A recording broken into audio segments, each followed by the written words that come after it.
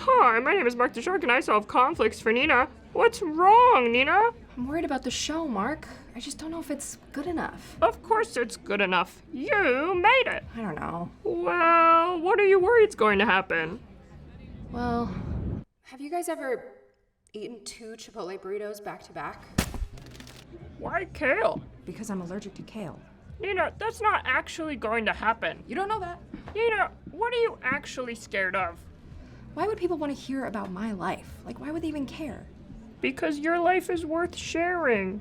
What if people don't care about me without you? All right, Nina, yeah. Nina, I literally wouldn't even exist without you. Okay. Well, some of these stories that I have are really dark and serious. Like, what if there aren't enough jokes for people? Look, Nina, you're really, really funny, so don't take this the wrong way. No. You're not a comedian. You're a storyteller. And that's why people are here tonight, to listen to your stories. Wait, what the fuck do you mean I'm not a comedian? I've been doing stand-up for years. There are 200 people sitting out there waiting for a comedy show. Yeah, no, I could totally see how that could be Oh taken my the wrong god, I'm like way. kind of So freaking sorry. out. Why would you say that? No, see, I was trying to do more like a Ben Affleck from Good Will Hunting kind of thing. Did that not come across? You know what, Mark? It's okay. Really, it's okay. I can do this. And I think I can do it myself.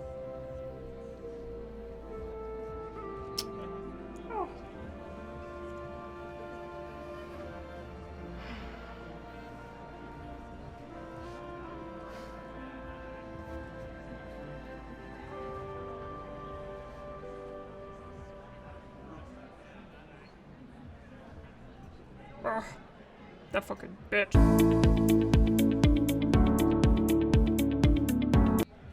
She still needs someone to introduce her, though. With no further ado, I'd like to introduce the star of the evening! Author of Tangerine, Vagina, the inspiration for tonight's performance, clocking in at 5 feet 6 inches with impressively large feet for her height, Miss Tangerine Hoo-Ha in the flesh, please welcome the fabulous Nina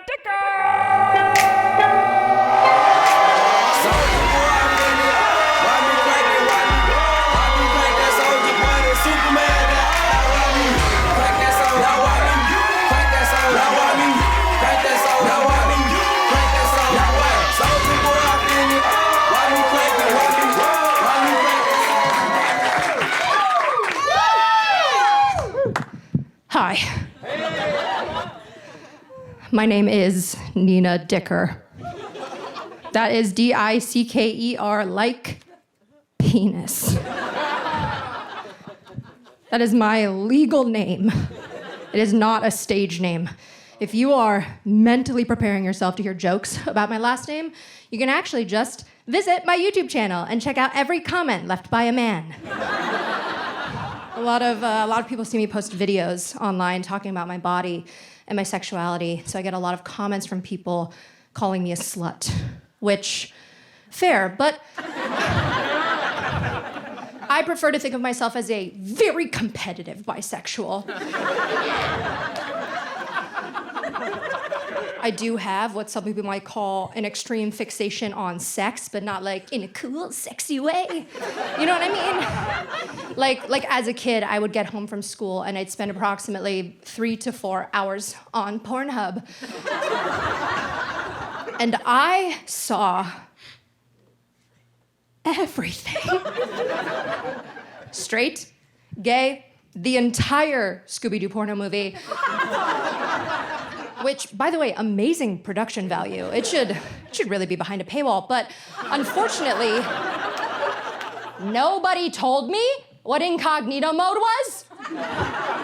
And so one night I walked into the living room as my So my mom is using my laptop to Google a pork recipe. Yeah. And I just watch the search bar just go just like through the bottom of the laptop into the floor. Into the center of the earth. Everything I'd ever seen before.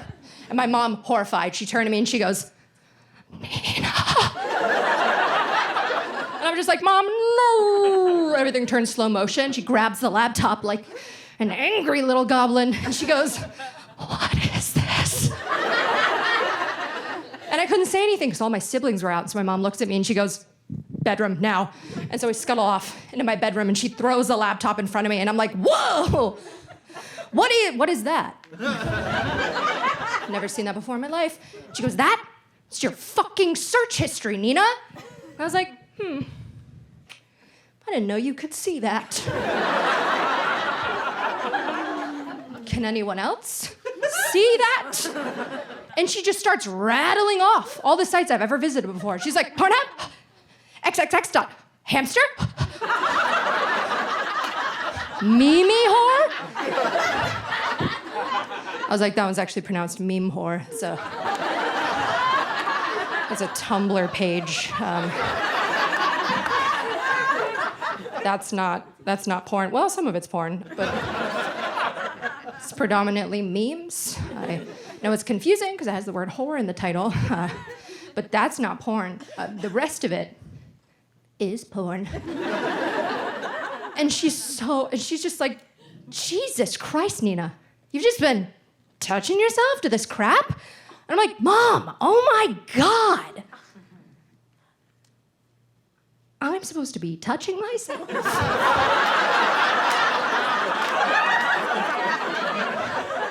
I thought I was doing what all the other kids were doing, building an Excel spreadsheet.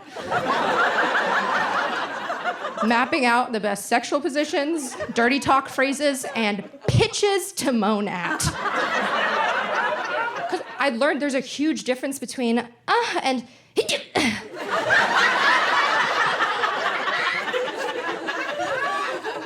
Again, this was not a sexy thing. This was a competitive thing. I needed to know more than every other kid in school. Like, I needed to be the most educated kid on my short bus. And that's not a joke. I took the short bus, and it like not for like a reason, or no, like there was a reason. My neighborhood had very windy roads, and the long buses couldn't get around the turns. And I know this is true because my mom told me.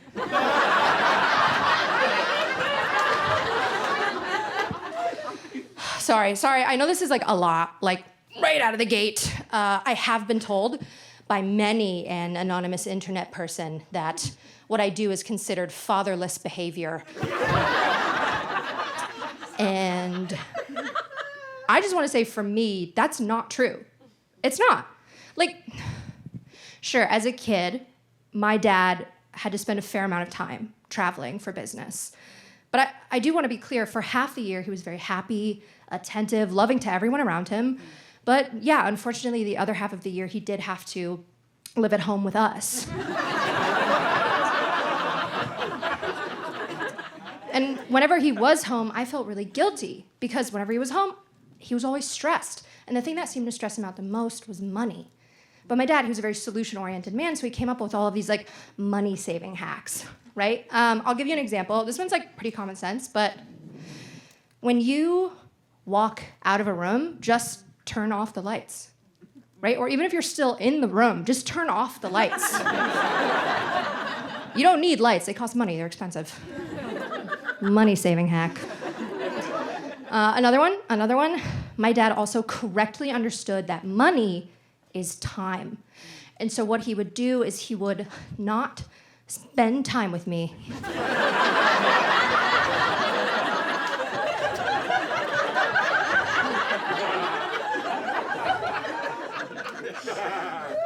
Money-saving hack. I'll give you one more. I don't know if you guys do this here, but some grocery stores sell bulk discounted fruit, like on a tray. Yeah, it's never the good fruit. It's always the fruit that has fallen on the floor like 7 too many times. And then all the grocery store employees go around and pick it up. They're like, la, la, la. And then they take it to the back and they mix it with all the other produce that's just slightly moldy. And like not enough mold for them to be like, ugh, and then throw it out, but just enough for them to stack it on one of those styrofoam meat trays with all the other random floor fruit, and then saran wrap the whole bundle together with all of it touching. Yeah, so we would go to the grocery store with the stack of coupons my dad had made my mom cut out from the newspaper, and we'd purchase this wholesale abused produce and take it home with us. And if I ever got too picky with my fruit, my dad would say, just eat around the mold. Money-saving hack. God, I feel lucky, right? Because so many people had really traumatic childhoods, but I didn't. And I got to grow up and move to Los Angeles, California. The least traumatic city in the world. Yeah, I'll be honest, things in LA did start a little rough, but I feel like I've finally come into my own. You know what I mean? Last year, I wrote and published my very first book. It's called...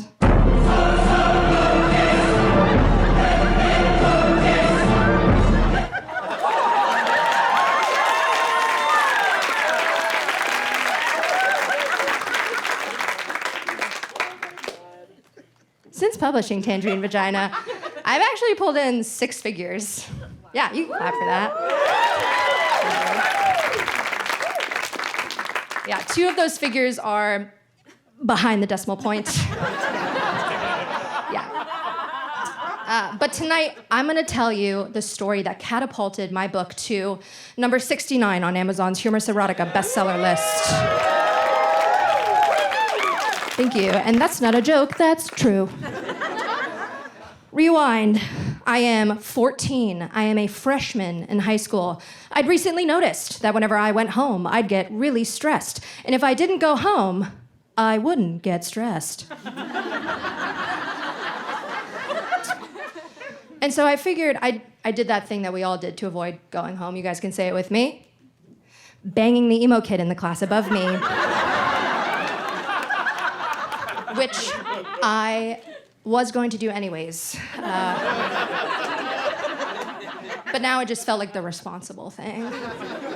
This boy worked part-time at the local Planned Parenthood, which was so hot. Yeah, because that meant he could give me discounts on abortions, I'm assuming.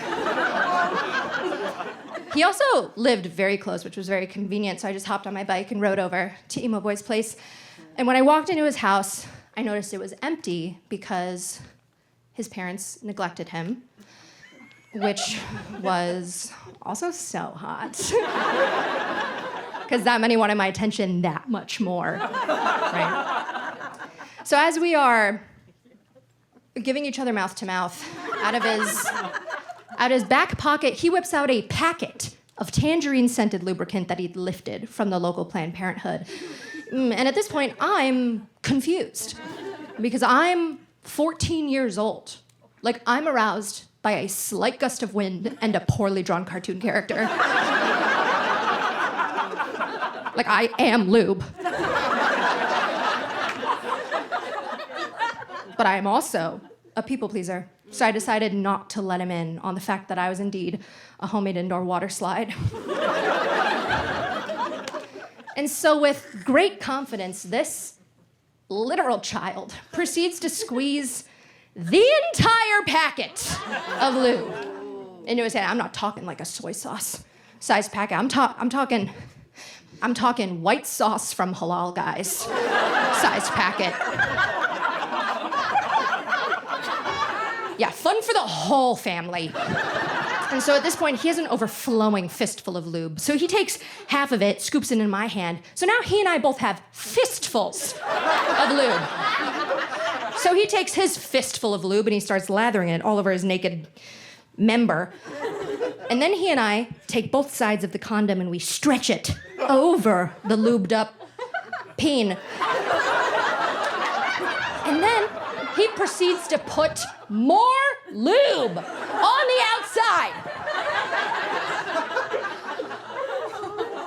The only way I can describe the look and texture of this boy's schling-a-ding-dong region is... Do you guys remember that toy from the 90s? It was like a tube filled with oil and glitter. Had a hole in the middle. Yeah, very hard to hold on to. That's what it looked like. Yeah, by the way, I couldn't remember what those were called, but I did find them recently. All I had to do was Google baby's first pocket pussy, and it popped right up. Just in case anyone wants one. Yeah, but don't forget, at this point, I still have a fistful of lube. So I just start kind of like scooping it into all the folds. Just like turning all the pages. But I still have so much lube. So I just start wiping it on my chest and my abdomen and my arms for some reason. So at this point, I'm just like full body slugging, just like ready for penetration. And so he takes his water willy and he waddles over. And he like lines it up, he gives one good thrust, gets about halfway. And then he gives one more good thrust and he goes, and he rolls over. And then he immediately gets up and starts getting dressed. And then he looks down at me, a slip and fall victim.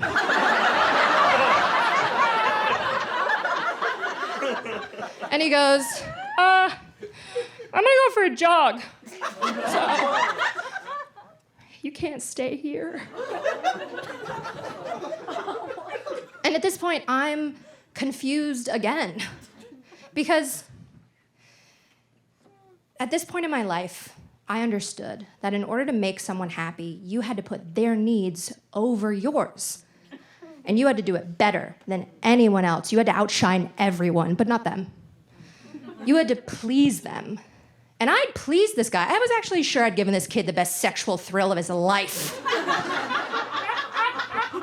But he was still leaving me, as I am actively cosplaying a sexually disappointed eel. And his words were ringing in my ears as I rode my bike home. And unfortunately, I was so distracted that I biked straight into a patch of gravel. And just by show of hands, has anyone ever tried to squeeze the brakes on a bike while your hands are covered in lube? No, just me? Yeah, brakes were not applied. I went down hard. I was like a wet fish on a dock. I was just like,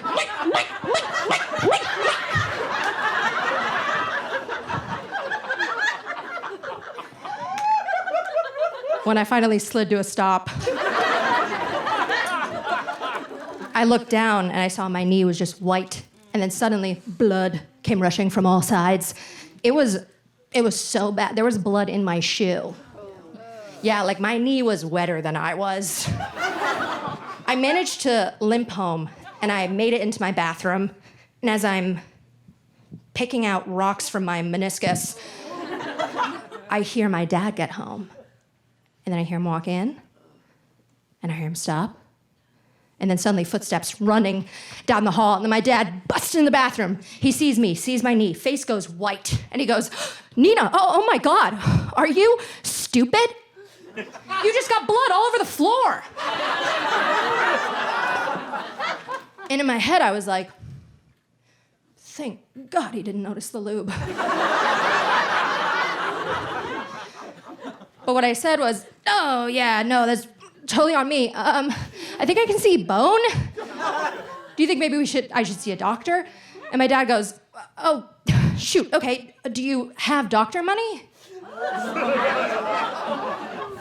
Okay, so I can see a few of you looking uncomfortable. And, like, I don't want this to, like, change your, like, opinion of my dad, but, like...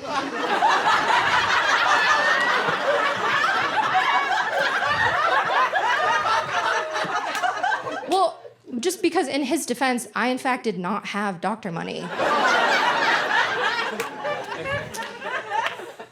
And so I was like, well, but what if we, and he goes, oh my God, Nina, you're dripping blood on the bath mat too. You have to remember, I was doing this to him.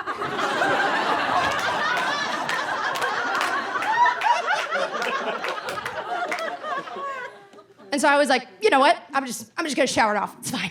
And so I get in my shower, I'm rubbing shampoo on my exposed patella. And I'm still, by the way, still covered head to toe in lube. I looked like one of those baby propaganda ducks that's been caught in an oil spill. Just like from those Dawn soap commercials. Very cute, but very sad. And the only thing distracting me from my knee and my humiliation was this like weird citrus odor that I couldn't quite figure out where it was coming from.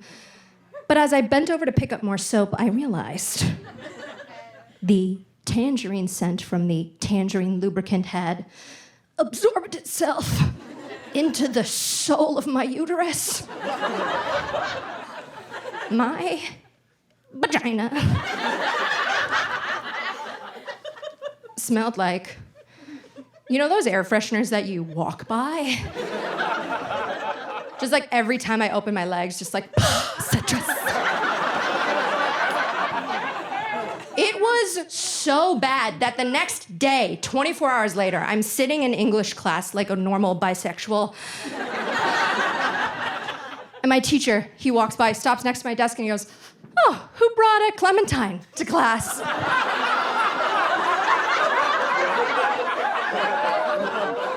At this point, I was sure my future children were going to come out citrus-scented. The citrus scent did fade eventually, but not my inclination to be a people pleaser to a fault. A few weeks later, I gave this boy a second chance. Shut up.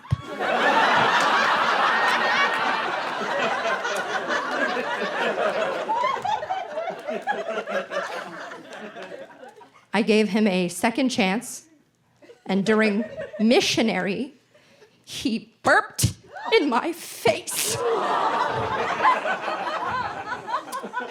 And that was not tangerine scented.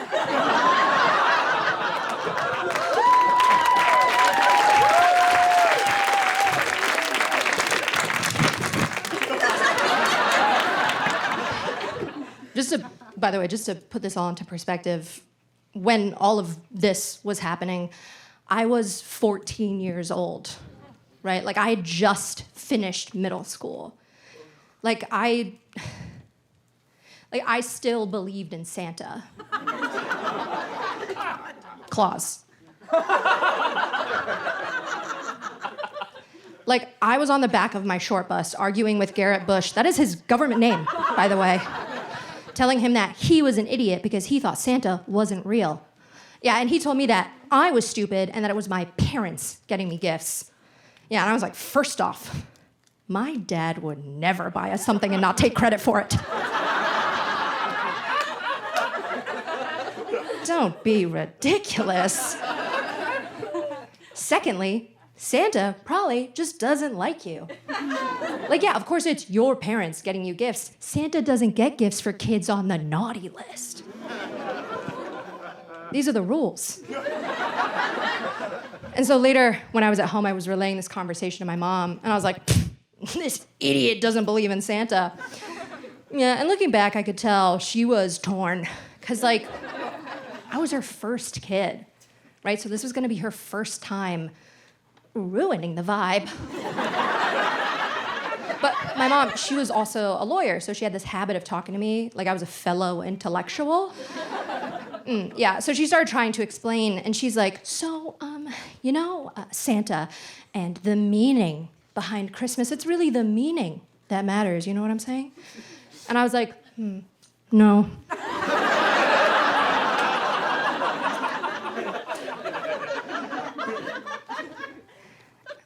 And she said, so Santa's less of a, it's not that he's not a person, but he's more of a symbol.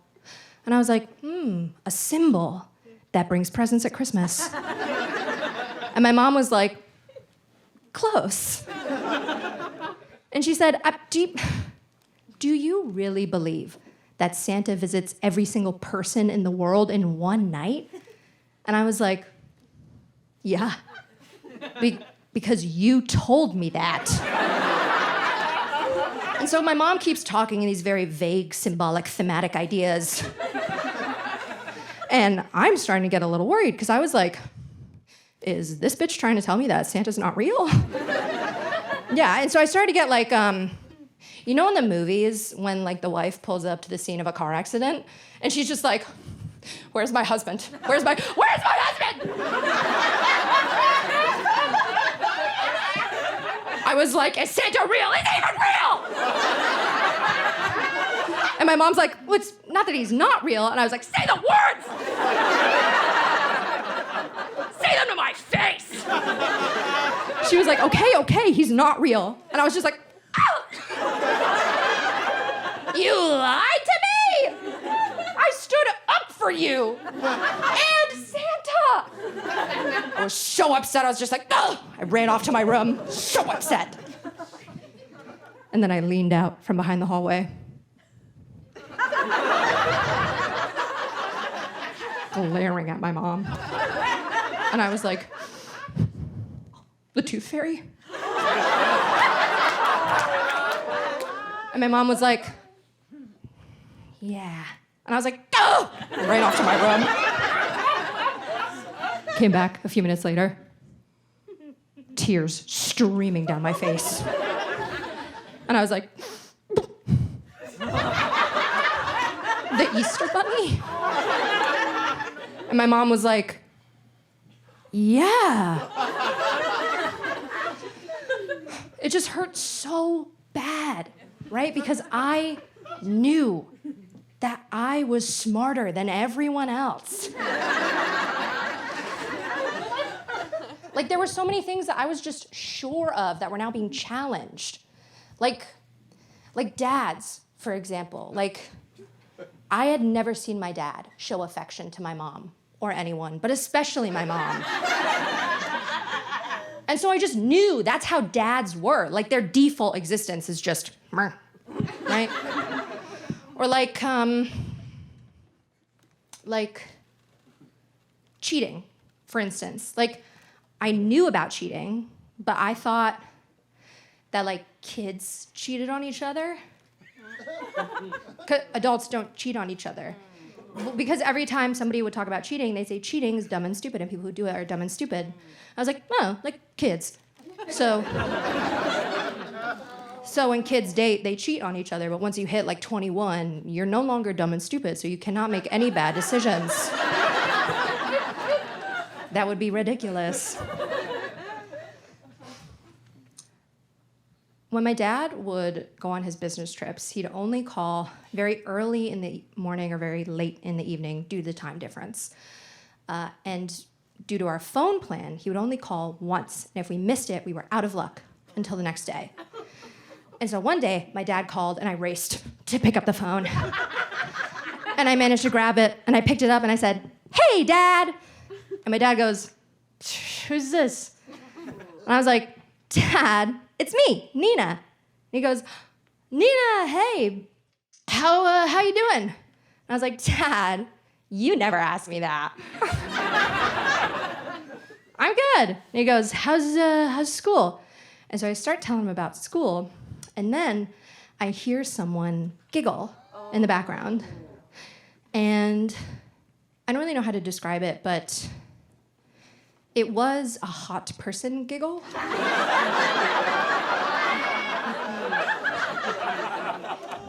It was like,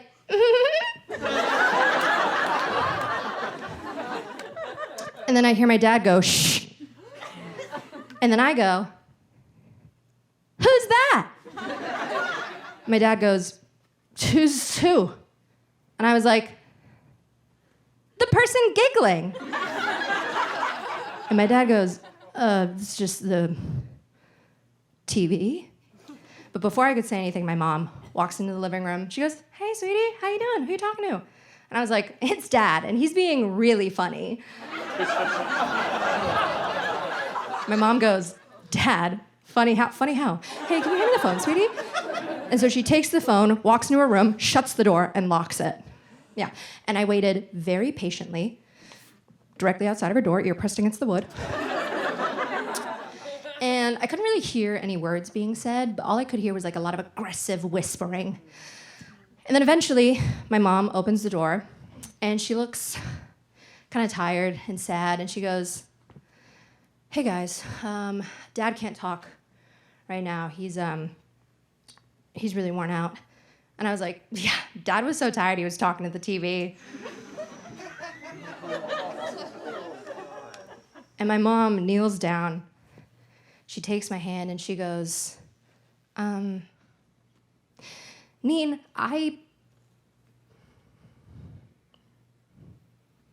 yeah.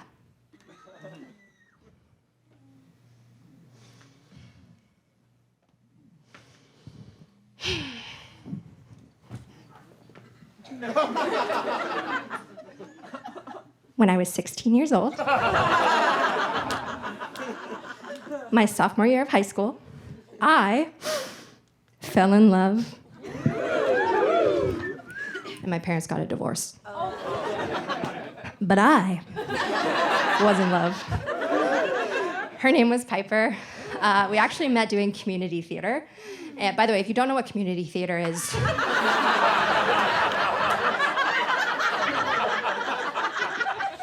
okay, well, some of you know, don't tell anyone. But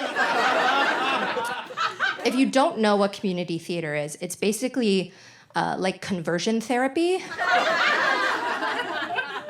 but in reverse.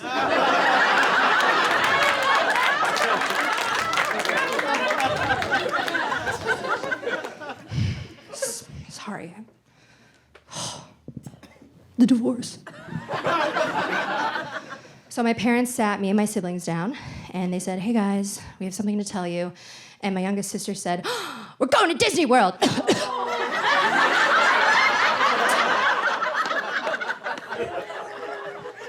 And my mom was like, close.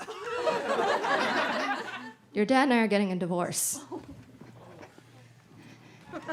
Piper actually took me on our first date to Denny's. It was so cute. It was right after rehearsal. And the entire community theater cast was there too, but it was a date. It was a date. We sat in the same booth. If you sit in the same booth, it's a date. There was no one like Piper. Like you know how in outer space there are planets that just like collect moons? They just like pull them in with their gravity. Piper was like Saturn, and I was just her moon. Oh, I got it. 1 second. When my mom said that they were getting a divorce, my dad's face just like broke. I had never seen him so emotional. It looked like he realized that he was going to lose the thing that was most important to him. And so he looked at us and he said, and I'll never forget this, he said, kids, I didn't want this. I didn't ask for this. This wasn't my choice. But I need you to know. Take my hand. I need you to know. Everything's gonna be so expensive.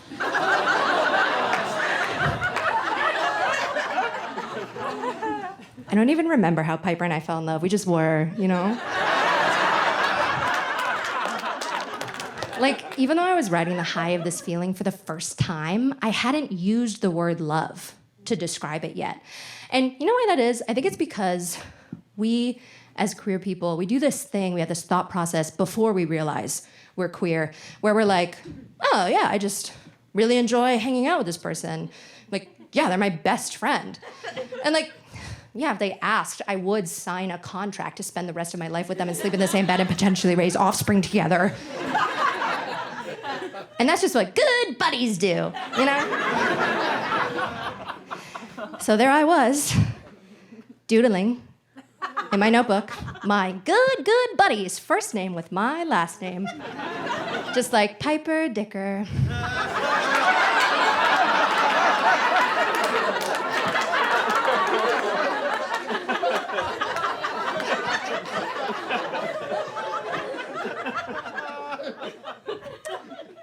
we'd probably take her last name. And one day, my good buddy was like, we should Snapchat the boys a picture of us kissing.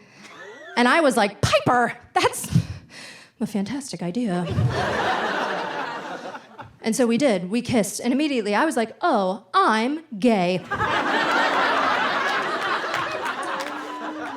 And from that moment forward, we proceeded to do a lot of things that we posed as for the boys, right? So Piper would be like, we should make out in the backseat of that car while the boys are driving. They think that's so hot. Or she'd be like, you know what we should do? We should go down on each other. The boys would think that's crazy. And I was like, wait. You know what we should do? We should stay up all night and stare into each other's eyes while we memorize each other's faces with the tips of our fingers.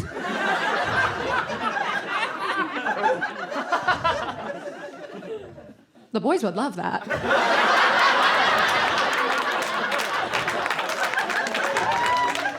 I kept worrying that my mom was gonna realize that like something was up. Like she'd come to pick me up from my sleepovers with Piper, and I'd have pink cheeks, no energy, smelling like that slimy disc that you find at the bottom of a kombucha bottle. I don't know why I was worried though. My mom was way too busy trying to work out child support payments with my dad, and my dad was way too busy telling us exactly how much child support he had to pay every month. So my parents kept letting us have sleepovers. Besides doing all the things that we would do for the boys, at these sleepovers, we'd also gossip about all the people that we thought were cute in the community theater cast. One of them, his name was Ben. Ben was tall, muscular, had a Bible verse tattoo on his lower abdomen, like right between the V. Yeah. It was basically like a tramp stamp, but like in reverse. Yeah, and he was also 22 years old and really enjoyed hanging out with 16-year-old girls. And wait. Here's the thing. Did he ever actually have sex with any of these 16-year-olds? Yes. But at the time, I wasn't worried about it because I was a 16-year-old who wanted to have sex. So I was just really grateful for the potential opportunity. I was just like looking in my mirror as a 16-year-old girl like, yeah, I'm hot. Why wouldn't you want to have sex with me? What's possibly wrong with wanting to have sex with me? I'd have sex with me. So yeah. At the time, I thought he was cute, and I also knew Piper thought he was cute. Fast forward, it is the end of the summer. We just finished our last show. We're all at the beach running around looking hot. The entire community theater cast was there, including Ben. And now everybody knew that Piper and I were an item. They all had Snapchat. But Piper and I, we're in our own little world. We're like waist deep in the water, hugging, like the sky is the perfect shade of orange. And Piper's just like glowing. I'm running rings around her. It was euphoric. And then we're looking at each other, and Piper puts her hand on my face, and she gives me this look that she's given me 1,000,000 times, and I know exactly what that look means. It means she wants me to kiss her. And so I lean in for the kiss, and she jumps back, pushes me away, and yells loud enough for everyone to hear, "Ew, Nina, stop trying to kiss me."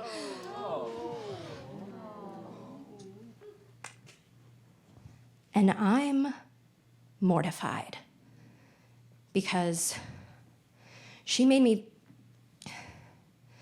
I felt like a creep, like a pervert.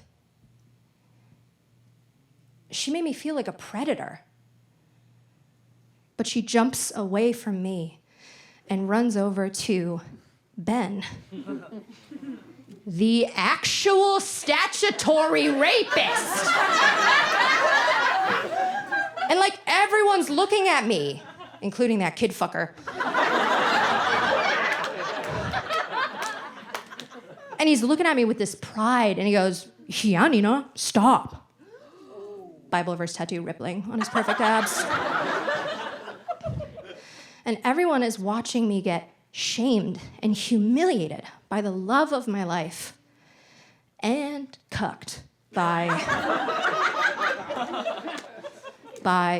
Youth Pastor DiCaprio.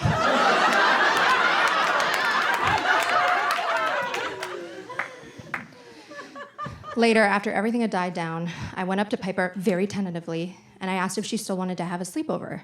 You know, for the boys. And she was like, oh, I'm actually really busy. And I was like, oh, me too. You know, I read this somewhere recently. The planet Saturn had this one moon, and the moon was named Chrysalis. And this is true, you can look it up. Saturn pulled Chrysalis into its orbit, like with its gravity. And Chrysalis got so close to Saturn that it actually grazed the surface of the planet. And then Chrysalis just disintegrated. Gay.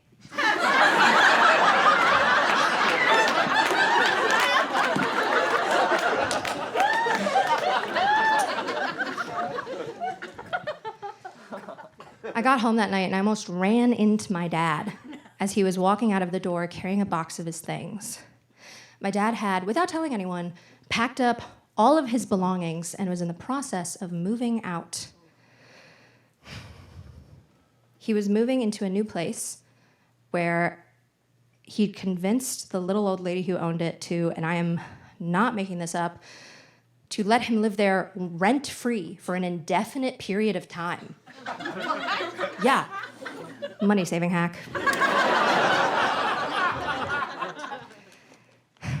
I watched my dad close the trunk of his car, and I'll be honest, none of us knew where he was going, except we didn't have to wonder for very long, because he drove out of our driveway and directly into the driveway across the street.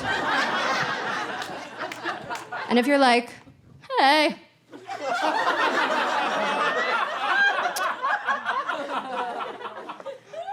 didn't Kanye West do that when he got divorced? You'd be right. So basically, my dad's like a rock star.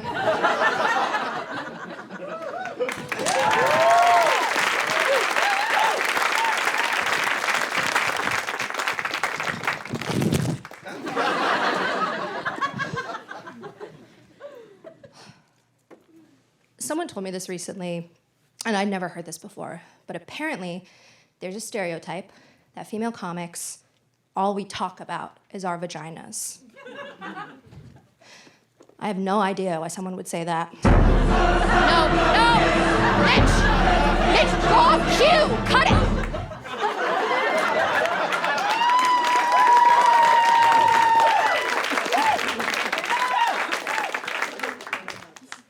But I want to be better than that. Tonight, I'm going to try and combat this very harmful stereotype. So, I will be spending the next 5 minutes exclusively on my butthole.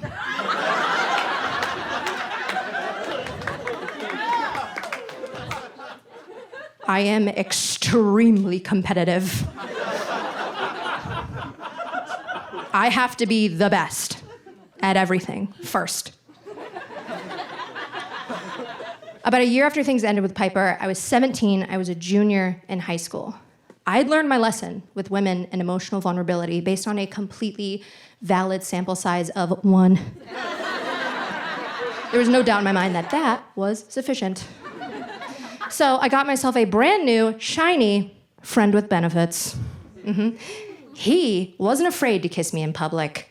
He wasn't afraid to speak his mind. He wasn't afraid to take me to the McDonald's drive-thru, take my hands, look me in my eyes over our shared McDouble, and say, Nina, I think we should try anal. And I wasn't afraid to say, I got you. Been there, done that. Except that was a lie. I hadn't had anything up there bigger than a Sharpie, which, not my fault. It's the executives at Sharpie who decided to round the ends.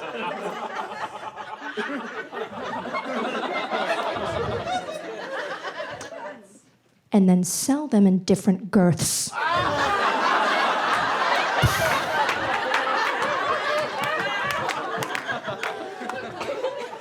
So I figured before I blow out my colon with a real life human being, I should probably practice with something a little larger. So I marched on over to the butt plug store, and I was like, 1 butt plug, please. And they led me to a beautiful display with an array of sizes, ranging from pinky to human arm. And they handed me one that was approximately the size of, like, let me see, this.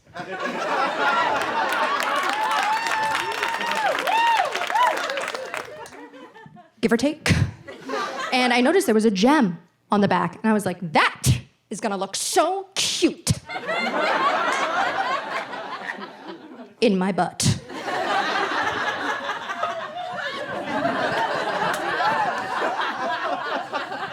Fast forward, I am dog sitting in a house that's not mine, training for my anal Olympics, and I start to feel some pressure that's not quite right, and so I sit up real fast to adjust, and a sound comes out of my body.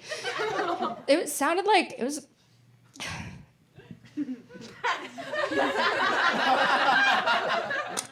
Have you ever tried to suck a very thick milkshake through a very thin straw? Like... That sound came out of my butt. And so now I'm very scared. And so I turn around to pick up the plug.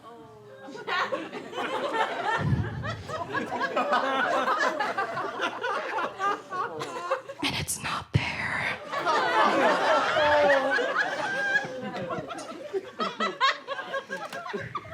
And so I very gingerly stick a finger in there.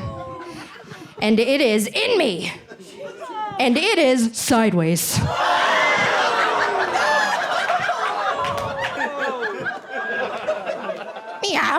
Yeah. Yeah, that gem didn't feel super cute against the inside of my rectum. And so I run to the bathroom and I get into a deep panic squat, because here's the issue. I can't go to the ER, as my dad had made very clear, I do not have doctor money. And like, I can't send my family into debt because of my greedy asshole. And it's not gonna be a doctor who works on me. It's gonna be some poor med student in their residency. And they're like, I'm here to save lives. And like, I'm sure they've dreamed of being wrist deep in a woman, but not like this. At least I hope. And I'm probably, like the 5th person they've had to go cave diving in today. And so then they get fed up, and then they quit. And then I have to do the mental math on how many lives I've just unsaved because my booty hole decided to nom. And so as I'm having my little mentee bee in the bathroom, I start trying to remember the minimal amount of research I did before I put this in my body. And I remembered an article that I read, and the article said, verbatim, by the way, it said, the vagina is like a cul-de-sac. Whatever you put in there will eventually come out. But the anus is like an express highway. So whatever you put out there will continue to go up and up and up until you die. I don't know. I didn't finish reading the article. I don't know. So as I'm absolutely spiraling out of the corner of my eye, I see the dog that I'm dog sitting with a look on his face like he really understands the gravity of the situation. And so in this moment, I make a decision. I will not let Scooby-Doo see me go out like this. And I will not go back to my friend with benefits empty-handed. And so I take a big girl boss deep breath, stick my finger in there, hook it around that puppy, the plug, not the dog. And like the sword from the stone, I Excalibured that plug right out of my body.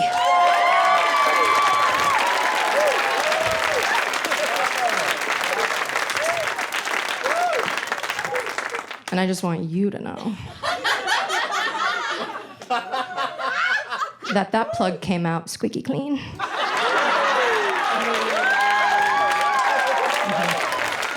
Because I am and will always be the best at everything. First.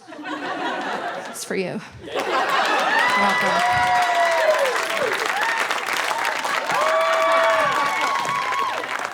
I'm gonna need that back, by the way. Not for like a reason, it's expensive. That same year, I started applying to college. I was like, if I can be good at that, I can be good at anything. It's time to get some formal education. And so I'm sitting there, very gingerly, at my kitchen table, filling out financial aid forms for college. And on my dad's FAFSA form, I'd been scrolling through, and then I noticed where he was supposed to put his yearly income, there was this huge typo. And I was just like, Mom, I think Dad messed up his FAFSA. And she comes in, and she looks at the computer screen, and she's quiet for a second, and she goes, no, that's correct. And I was like, oh, no, he's supposed to put his yearly income. And she's like, And I was like, no, but this is 6 figures. And she was like, yeah. And I was like, no, but all 6 figures are in front of the decimal point. She was like, yep. And I was like, I'm sorry, is this new? Did he get a promotion that nobody told me about? And she goes, She looked very reluctant and sad. And she said, no, that's how much he's always made.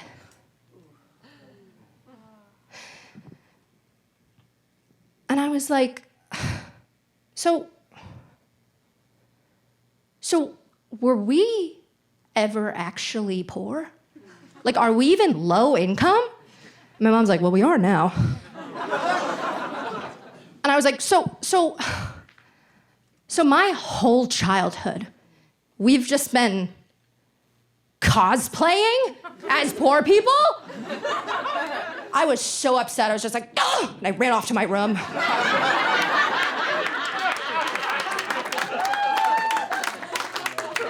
And I came in a few minutes later. And I said, what about the fruit?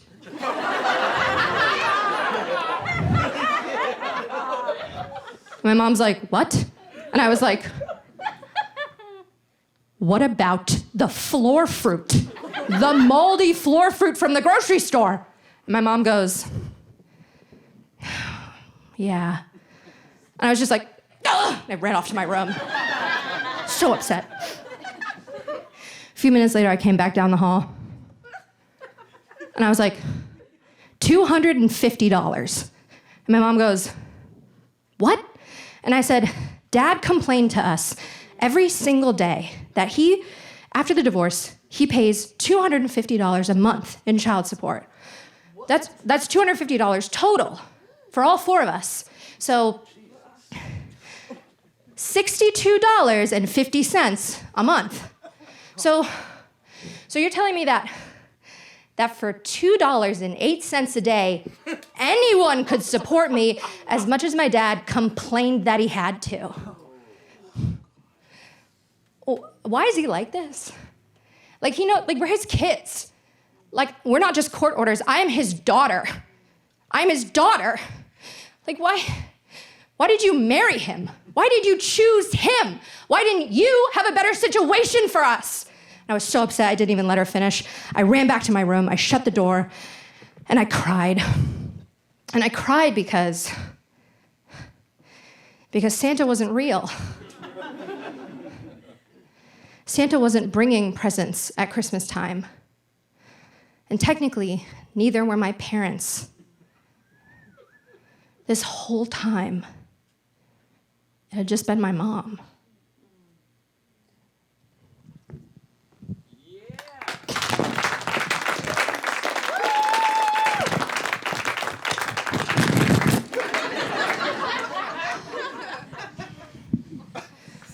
During my freshman year of college, at 18 years old, I entered into the height of my people-pleasing era, directly into, say it with me, an abusive relationship with a 27-year-old man.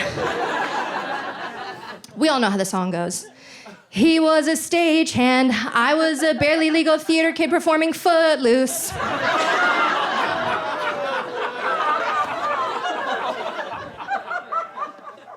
Could I make it any more obvious? He was so hot. God, he was so hot. Very muscly. Like he had muscles I didn't even know you could have.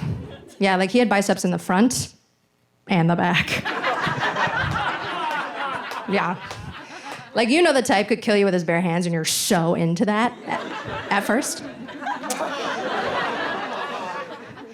And he was obviously doing very well for himself, because for our very first date, he came to pick me up in his brand new bright orange sports car. Yeah, and then he took me to a very expensive seafood spot, and he paid for everything. Which, that's not the kind of thing I expect on a first date, but like, this was the first time where it felt like somebody wanted me to have nice things.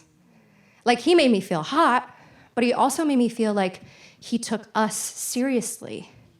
And it was romantic in a way that, like, I hadn't felt before. It just made it so easy for me to ignore all the red flags. Like, sure, every time I asked him what he did for work or how he made money, the subject always seemed to change. Or like, yeah, sure, he had no social media. Like no Facebook, no Instagram, not even a Neopets account.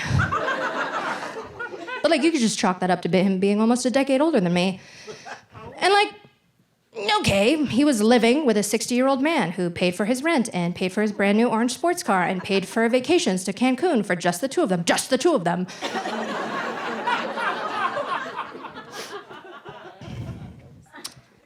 But honestly, I was just excited to see a father figure willingly pay for something. But yeah, there was clearly something rotten at the core of our relationship. And it's not that I didn't see the mold growing, I just ate around it. Exactly the way I'd been taught. One night, he took me on a beautiful dinner date. It was very expensive, too. It was an apology of sorts. I had gently brought up to my boyfriend that his elderly roommate had sent me a Facebook message telling me to stay away from his man. Mm-hmm. And in response, my boyfriend threatened to strangle me. And not in the hot way. But the apology meal was lovely. He ordered us a real bottle of champagne that I got to drink very quickly while the waiters weren't looking. And he let me order my favorite bougie thing on the menu, the scallops. Oh.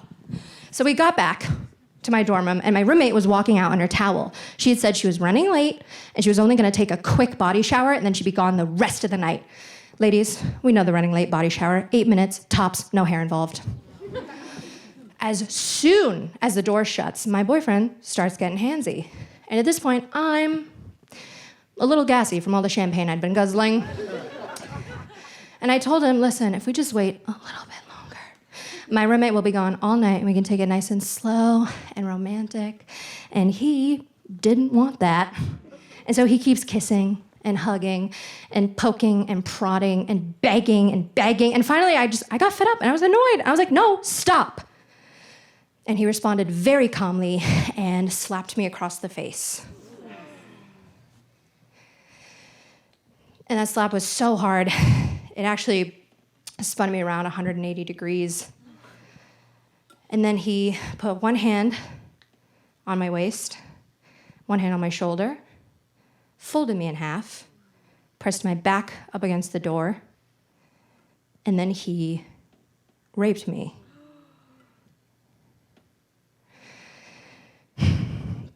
Now, I know what you're thinking. I can see it in all of your faces. You're thinking, Nina,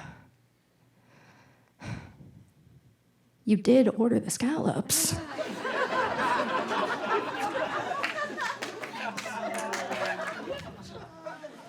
I noticed some of you didn't laugh at that. And that's okay. That's okay. But I've had to put up with hearing so many rape jokes from comedians who have done the raping. I feel like it's only fair that I get to make some jokes about rape, having been on the receiving end. Yes. Yeah.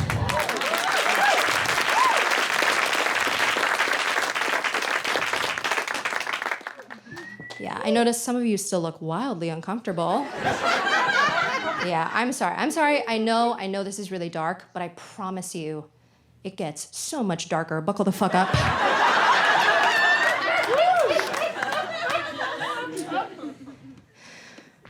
Towards the end of my freshman year of college, I started to get really sick.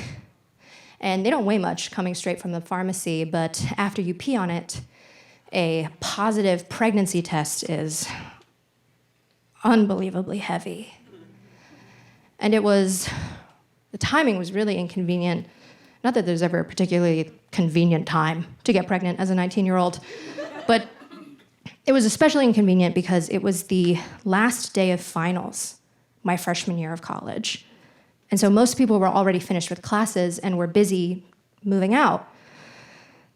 So I'm like sitting there with my head in my hands at my desk that is also my bed, college dorm room life. And I'm just trying not to mentally snap while my roommate is trying to sneak out her empty liquor bottles without the RA seeing. And so the moment my roommate left the room, I started calling abortion clinics. And I very quickly realized that shit's expensive. I could not afford one of those. And I was just like, oh, maybe if I'd stuck with Planned Parenthood guy, I could have gotten that discount. I just remembered one of the places I called, I think they could hear my voice, that I was pretty desperate. And so the woman on the end of the phone said, "Miss, are you in a safe situation?" And I was like, yeah, of course I am. That's a stupid question. Why would you ask that? And then I immediately hung up. I was just so afraid that something bad would happen, like someone trying to help me. So actual abortion, too expensive. Abortion pill, I could afford. Unfortunately, what is required is abortion pills, which I could not afford. See, they really suck you in with the first one. But then you have to take the second one within 48 hours or else you die. Literally, I did finish reading that article. And so I started looking into alternatives to abortions like teas and herbs with vitamin C solution, etc. Except for every single one, it was like, oh, and hey, by the way, you could bleed out. And I was like, clearly I'm not trying to kill myself, just the innocent child within me.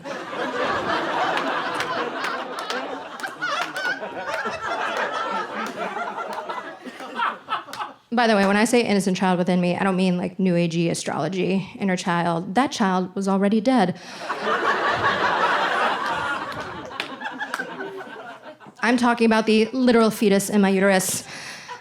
And after hours and hours and hours of researching with no solution in sight, I'm starting to lose it. I am pacing back and forth in my dorm room, practically hyperventilating, because I just turned 19 years old, and I was scared for my life. Like, I'd watched more than enough Dateline to know that this is how women get killed. And I just felt like to end up in the trunk of my boyfriend's brand new bright orange sports car that his not so secret sugar daddy bought him would just be the final insult, you know? And I'm just like, suddenly I'm stuck. I'm stuck with the impossible decision of having to prioritize a fetus or myself, which is absolutely tearing me apart because I can't even remember a time where I've ever chosen myself. And then I stop. And I'm noticing these thick wooden bedposts on my bed/desk. And I kind of grabbed my mattress and pulled it off the bed to get a better look. And the bedpost stuck straight up from the frame, about 3 feet off the ground. And so I bent down and I pulled out my step stool from underneath my bed/desk. And I climbed to the top of the step, never breaking my gaze. And suddenly, I'm standing there on the highest step of my step stool, looking down at the top of this bedpost. I must have stood there for an hour, and I felt like my heart was beating 1,000,000 miles a minute, but also wasn't beating at all. And this thought just kept going through my head. I was like, this is my life. This is my life. And so I closed my eyes, I put my hands out to the side, and I fall with my full weight, stomach first, onto the top of the post. And then I got up, and I did it again, and I got up, and I did it again, and again.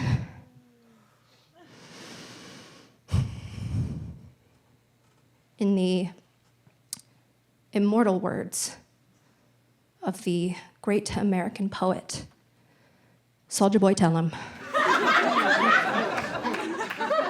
I Superman'd that hoe.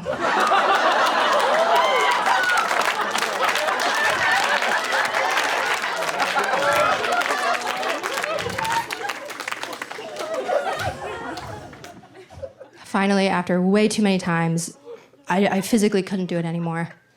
The next morning, I'm sitting at my desk/bed,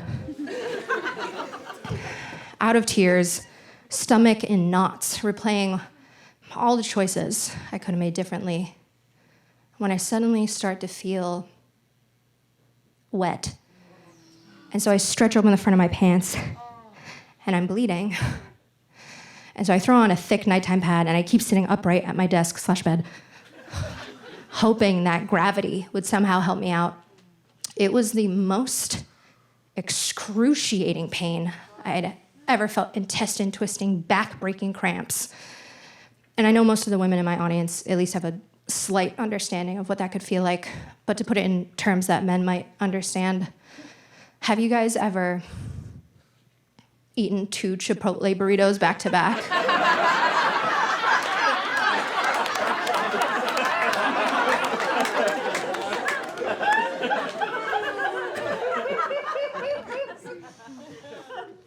And although I was relieved, I had this feeling of emptiness, even though I understood that emptiness was the point. And so I decided to do the most emotionally healthy thing I could have done and have a makeshift funeral for my extra chunky period in the dorm room bathrooms. So I kneel down. And as I'm kneeling there, I just start talking to it. And I'm like, hey.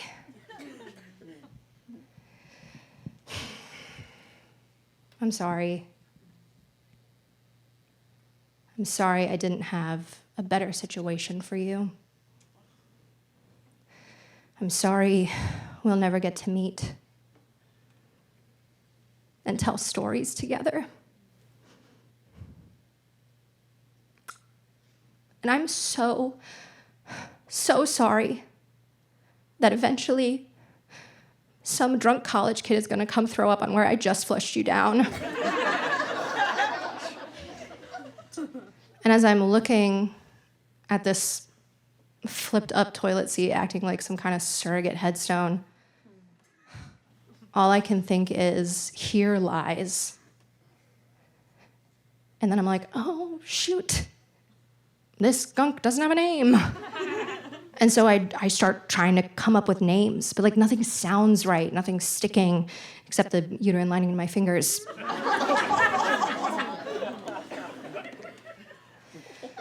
And all these thoughts are going through my head, all these moments from my life, all these things that seemed so important in the moment, but felt like nothing compared to this. And then the word tangerine just popped into my head. And I started to laugh. Because No.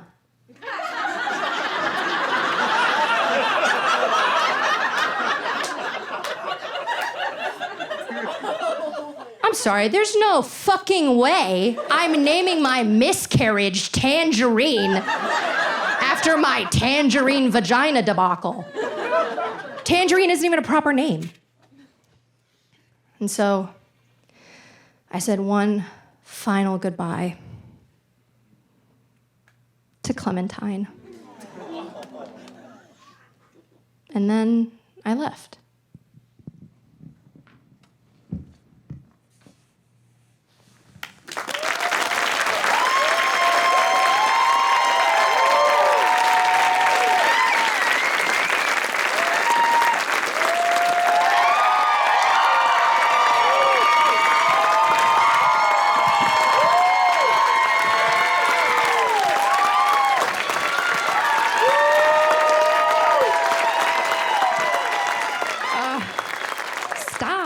And to everybody who bought tickets in the tier that included the book, I will sign that for you and write you a little cute little message out there. So just let me know that you bought the ticket.